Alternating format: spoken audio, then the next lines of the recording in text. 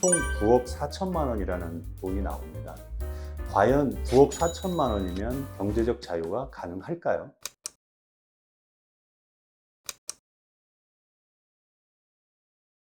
참 어려운 질문입니다. 책을 쓸 때도 그 부분에 대해서 엄청나게 고민을 많이 했고, 어떻게 써야 될지 굉장히 많은 시간이 걸렸던 주제거든요.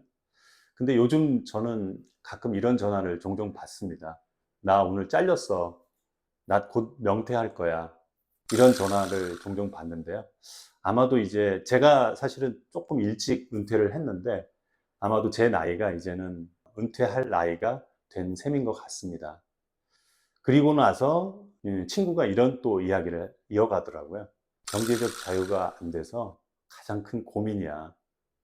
그럼 경제적 자유는 과연 얼마면 될까요? 국민연금공단에서 조사한 결과가 있습니다. 부부 기준 277만 원이 그 적정 생활비라고 합니다. 월 300만 원 정도로 가정을 하면요. 은퇴 기간을 30년 잡고, 그다음에 어, 투자 수익률 4%, 물가 상승률 3%를 잡으면 총 9억 4천만 원이라는 돈이 나옵니다. 과연 9억 4천만 원이면 경제적 자유가 가능할까요? 혹 어떤 분들은 그게 너무 작은 거 아니냐라고 말씀하실 수 있어요. 그러면 한 3배 이상 정도를 말씀드려 볼게요. 그럼 30억이면 경제적 자유가 가능할까요? 지금 듣고 계신 구독자분들 중에 찬반이 여러 가지로 나눌 수도 있을 것 같아요. 저는 제가 답변을 드린다고 하면 그럴 수도 있고 아닐 수도 있다고 생각합니다. 왜냐하면 각자 보유한 재산, 그 다음에 직업, 그 다음에 은퇴 설계에 따라서 크게 달라질 수 있기 때문입니다. 경제적 자유를 위해서는 무엇이 필요할까요? 저는 생각의 전환이 절실하게 필요하다고 생각합니다. 은퇴 전에는 자금 확보를 위해 노력하되, 은퇴 후에는 자신만의 최소한의 기준을 잡고 거기에 달성하면 부자라고 인식하면 안 될까요? 미국의 찰스 슈왑이라는 데서 조사 결과를 발표한 게 있습니다. 미국인은 순자산이 29억 5천만 원이 돼야 부자라고 생각한다고 합니다. 놀라운 점은 응답자의 절반은 순자산 평균이 7억 5천만 원임에도 불구하고 자신이 이미 부유하다고 느낀다는 것입니다. 또한 미국인이 생각하는 나에게 있어서 부가 의미하는 것은? 이라는 질문에 대해서 응답자의 3분의 2는 돈이 많은 것보다 사랑하는 사람과 건강하게 사는 것이라고 답을 했습니다. 그럼 반면에 한국의 사정은 어떨까요? 한경머니에서 최근에 조사한 결과가 있는데요.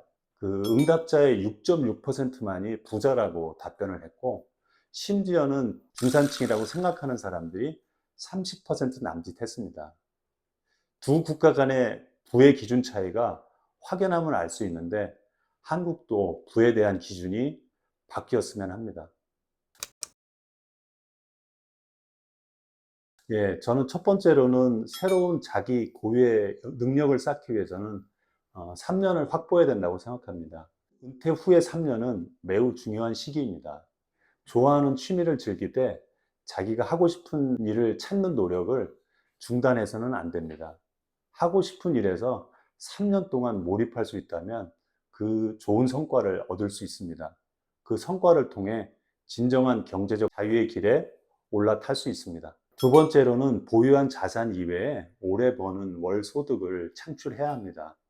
아무리 자산 준비가 잘 된 은퇴자라 하더라도 들어온 돈은 없고 나가는 돈만 많이 생기면 돈을 까먹고 있다는 생각이 들어 자존감이 추락할 겁니다. 비록 적은 금액일지라도 매월 소득이 중요한 이유입니다. 매월 소득 금액의 목표치는 가능하면 낮게 설정해야 합니다.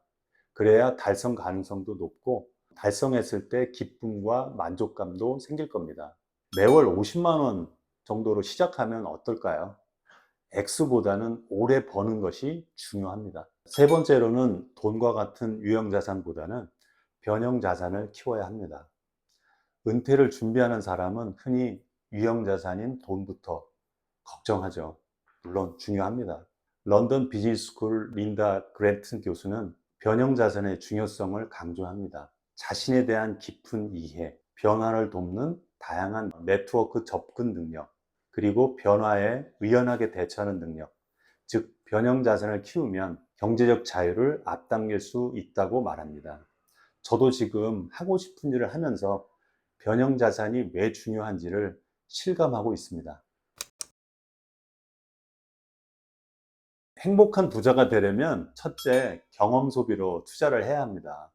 세무엘 존슨의 소비의 달인은 소득의 달인보다 더 큰 부자다라는 명언이 있거든요.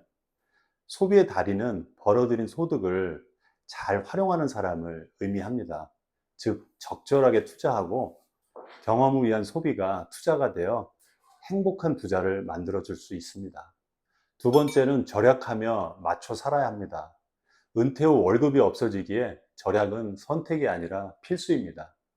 지출을 통한 즐거움이 사라져 위축되기도 하지만 꼭 필요한 것을 사는 습관을 들여야 합니다. 저는 은퇴 후에 애지중지하던 SUV를 팔아버렸습니다. 그리고 BMW로 갈아탔습니다. 근데 오해하시면 안 됩니다. BMW, 여기서 BMW는 버스, 지하철, 그 다음에 걷기입니다. 사치라고 생각했기 때문입니다. 차량 유지비도 안 들고요.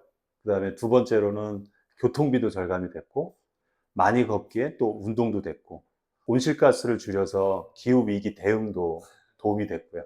차를 판 것만으로도, 그 다음에 대중교통을 이용하는 것만으로도 일석사조의 효과가 있었습니다. 세 번째로는 아름답게 돈을 써야 합니다. 제가 우연히 유튜브에서 봤던 치킨집 사례가 저는 많이 울림이 있었는데, 장사가 워낙 안 되던 치킨집 사장 그 집 앞에 두 아이가, 한 동생은 치킨 하면서 울고 먹고 싶다고 울고 있었고, 형은 주머니를 보니까 딱 5천 원밖에 없었던 거예요. 안타까운 두 형제를 보고 치킨집 사장님은 불러서 가장 크고 맛있는 치킨을 대접을 했습니다. 무료로. 근데 그 형이 나중에 치킨 프랜차이즈 본사에 손편지를 써가지고 그 본사에 보냈고, 그게 알려지면서 그 치킨집 사장은 크게 돈을 많이 벌었다는 그 이야기입니다. 많은 사람들이 소득과 투자를 극대화하는데 열심이잖아요. 정작 중요한 아름답게 돈을 쓰는 방법은 뒷전이 될 수밖에 없죠. 주위의 소중한 사람들을 위해 돈을 쓸 때 행복이 배가 됩니다. 아름답게 돈을 쓰면서 일상의 소소한 행복을 차곡차곡 쌓아가십시오. 진정으로 행복한 부자가 될 것입니다.